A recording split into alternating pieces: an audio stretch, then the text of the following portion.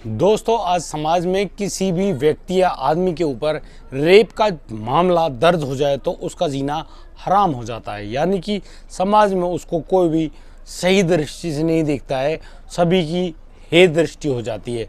किसी भी व्यक्ति जो कि झूठा या सच्चा ऐसे मामले में फंस जाए जिसमें किसी लड़की या महिला को छेड़छाड़ करने का आरोप लगा हो या रेप करने का आरोप लगा हो, उस व्यक्ति का जीना मुश्किल हो जाता है। अदालतों में जब इन मामलों पर कोई भी सुनवाई होती है तो सर्वप्रथम महिला का ही साथ दिया जाता है और कानून की दृष्टि में भी महिला जो भी आरोप लगा रही है वह बिल्कुल सत्य होता है। दोस्तों, वह व्यक्ति चाहे किसी की कसम या कोई भी चीज़ करे, उसको सही तब तक साबित नहीं किया जा सकता जब तक वह उसके प्रमाण ना दिखा दे। यानी कि भारतीय दंड संहिता के अनुसार महिला जिन आरोपों को लगा रही है वो आरोप 90% तक सही माने जाते हैं। दोस्तों, इसी प्रकार से एक महिला ने एक वकील के ऊपर झूठा रेप केस दर्ज करवाने का आरोप लगाया और उसे लगातार पैसे भी ऐंठे। जब वह वकील पैसे देने में असमर्थता जताता है तो वह महिला अब उसको धमकी देती है कि वह उसके ऊपर रेप केस कर देगी और फिर उसको मजबूरीवश वो पैसे देने ही पड़ेंगे। साथ ही साथ उस महिला ने ये भी कहा कि वह ऐसा केस पिछले 8 सालों से करती आ रही है और उसने करीब 14 लोगों को इन मामलों में फंसा भी दिया है और उनसे मनमाने पैसे भी ऐंठ लिए हैं। इन सभी बातों को सुनकर वह वकील बहुत बुरी तरह से घबरा जाता है, उसके पसीने छूटने लगते हैं। वह अब जाए तो जाए कहाँ। काफ़ी ज़्यादा परेशान होने के बाद वह अपने सीनियर वकील के पास पहुंचता है और अपनी व्यथा रोता है। तब जाकर उसको एक ऐसी जानकारी मिलती है जिसे पाकर वह वकील अब उस महिला के खिलाफ कोर्ट में मुकदमा दर्ज करवाता है। और दोस्तों, जब पूरी छानबीन की जाती है तब जाकर कोर्ट भी उस महिला को दोषी पाता है और फिर उस महिला को गिरफ्तारी के आदेश जारी करता है। दोस्तों, आइए जानते हैं पूरी घटना में क्या क्या हुआ है। यदि आपने हमारे चैनल को सब्सक्राइब नहीं किया है तो आप चैनल को सब्सक्राइब कर लें और नोटिफिकेशन की बेल को दबाना बिल्कुल ना भूलें ताकि आपको बिल्कुल सच्ची घटनाएं समय समय पर मिलती रहें। दोस्तों, आज का बेहद ही हैरान कर देने वाला जो मामला है वह सामने आया है जयपुर राजस्थान से। जयपुर राजस्थान में एक वकील होते हैं जिनका नाम नितिन मीना है।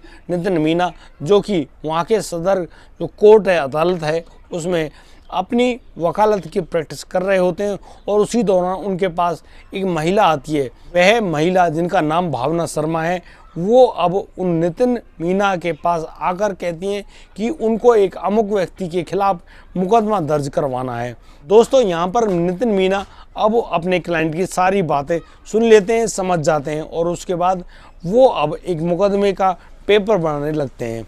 दोस्तों, यहाँ किसी के खिलाफ अगर मुकदमा दर्ज किया जाता है तो बहुत सारी कागजी कार्रवाई करनी पड़ती है और किसी भी वकील को उसके क्लाइंट के साथ ढेरों बातचीत करनी पड़ती है ताकि जो लगाए गए आरोप हैं उनको सही साबित कर सकें और मुकदमे को जीत सकें। दोस्तों, इसी दौरान नितिन मीना की बातचीत होने लगती है उस भावना शर्मा नाम की महिला से। दोस्तों, इसी दौरान अब जो भावना शर्मा है वह अक्सर नितिन मीना को शाम के समय होटलों में बुलाती है और होटलों में जाने के बाद वो लोग वहीं पे खाते पीते हैं और यहाँ पर नितिन मीना अक्सर उनके बुलाने पर पहुँच जाते हैं क्योंकि उनको तो अपने क्लाइंट से बहुत सारी बातें जाननी है ताकि वो उन बातों को जानकर अपना केस मजबूती से लड़ सकें और जीत जाएं।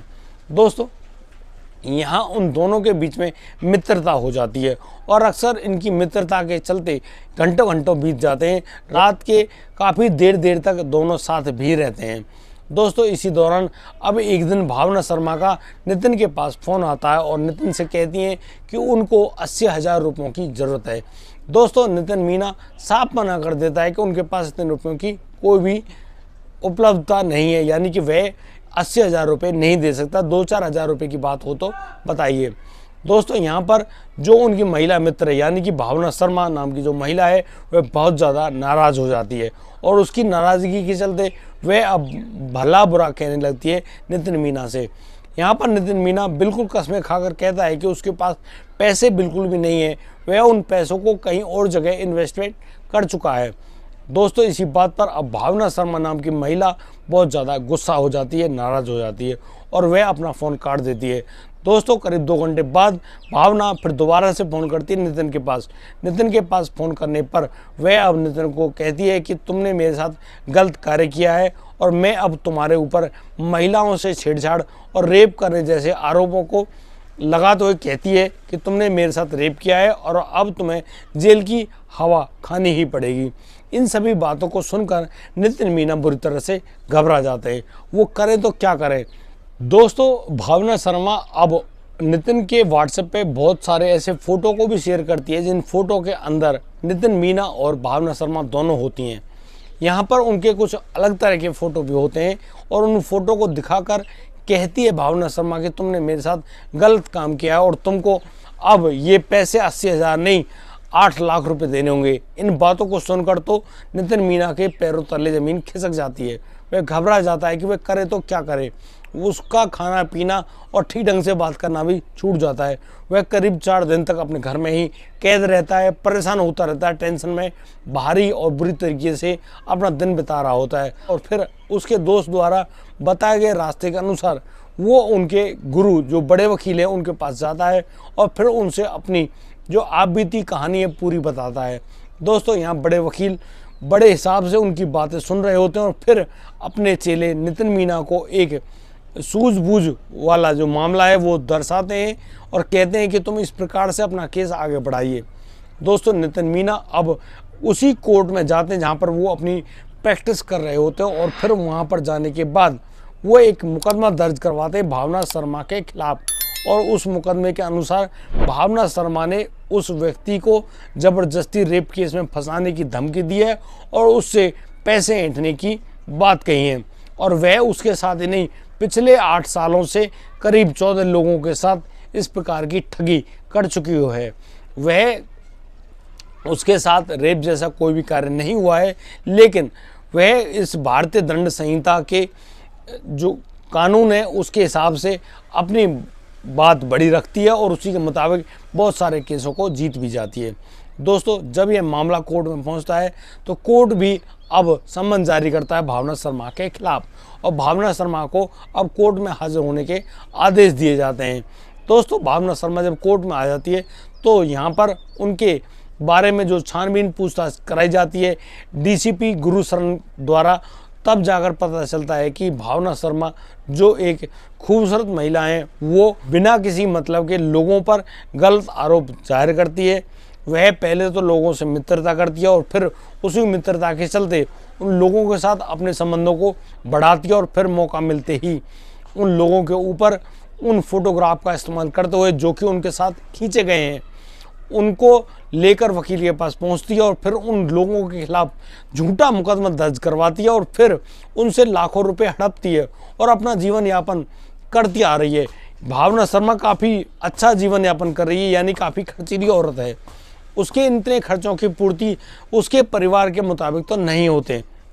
वह अक्सर इसी प्रकार की ठगी से जिन पैसों को लाती है उसी से मौज मस्ती कर रही होती है। नितिन मीना ने कोर्ट में जाकर उसके खिलाफ जो मुकदमा दर्ज करवाया है उसी मुकदमे के तहत अब जो भावना शर्मा है उसको दोषी ठहरा दिया गया है। उसी कोर्ट के आदेश अनुसार भावना शर्मा को गिरफ्तार कर लिया जाता है राजस्थान पुलिस द्वारा और अब कोर्ट के आदेश अनुसार उसको अब जेल के सलाखों के पीछे भेज दिया गया है। दोस्तों इंसान चाहे कितना भी शातिर क्यों ना बनता हो, एक ना एक दिन तो उसको पुलिस के हत्थे कानून के हत्थे चढ़ना ही पड़ता है, चाहे वह कितना ही बुद्धिमान क्यों ना समझता हो खुद को। दोस्तों ये बेहद ही गलत बातें हैं कि हम किसी भी व्यक्ति के खिलाफ अनर्गल आरोप लगाकर उनको झूठे मुकदमों में फंसाते हैं और फिर उनके साथ बहुत बुरी हालत करवाते हैं, उनको पुलिस से पिटवाते हैं और उनको जेल के अंदर भी बंद करवा देते हैं और उनसे लाखों रुपयों की ठगी भी की जाती है। दोस्तों ऐसा करना बिल्कुल गलत है और हम लोग ऐसे सभी मामलों की बर्दाश्त ना करते हैं। दोस्तों यदि आपको हमारी वीडियो और दी गई जानकारी अच्छी लगी हो तो आप लोग हमारी वीडियो को लाइक करें, कमेंट करें, शेयर करें और हाँ सब्सक्राइब करना बिल्कुल ना भूलें। दोस्तों हमको प्रोत्साहित जरूर करते रहें। आप अच्छे रहें, खूबसूरत रहें, आप अपना और अपने परिवार का बखूबी ध्यान रखते रहें। जय हिंद, जय भारत।